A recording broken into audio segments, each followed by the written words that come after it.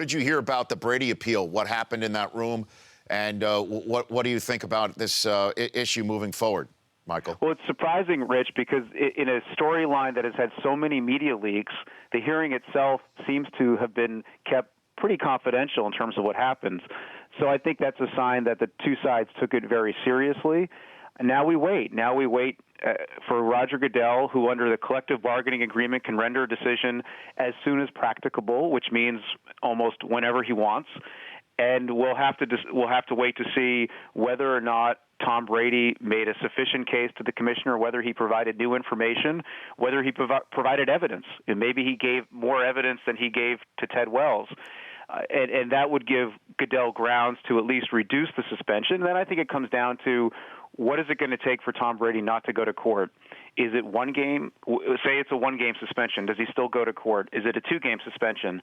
I think that calculus to me is going to be really interesting. What is acceptable to Tom Brady?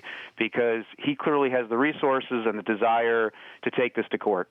But before we get to that issue, Michael, should the commissioner reduce this in any way, shape, or form, what about the penalties the Patriots have already reluctantly accepted?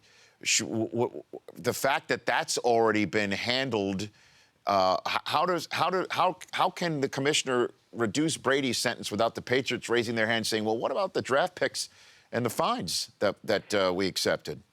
Yeah, I think it puts the commissioner in a tough spot in the sense that the commissioner can't say Deflategate didn't happen, right? The commissioner can't say, you know what, you're right, the science behind the air pressure, there are a lot of questions about it. Maybe this wasn't an intentional ball deflation scheme. Maybe this was just atmospheric pressure. He can't say that because if he says that, then Robert Kraft is going to call him up and say, why did you just take away my first-round draft pick and my fourth-round pick? Why are you fining me $1 million? It doesn't make any sense. So I think the commissioner can only really say, in essence, after reviewing the evidence, Tom Brady has been more cooperative, and Tom Brady has raised questions about his role and whether or not he had anything to do with this.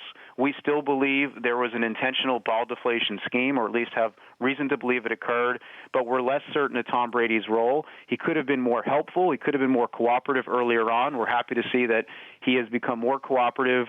I'm going to reduce his suspension to 1 or 2 games. I think we could see that kind of statement. So it doesn't invalidate the Deflategate theory that the NFL has put forward, but instead reduces the suspension for Brady, and I think the NFL clearly does not want to go to court against Tom Brady. The Rich Eisen Show, weekdays at noon Eastern on Audience.